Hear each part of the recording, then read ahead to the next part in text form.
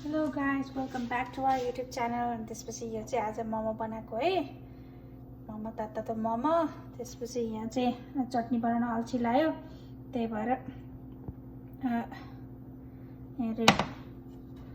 Tomato ketchup मात्रै गरेको। त्यही भएर मोमो हेर्नु यहाँ तातो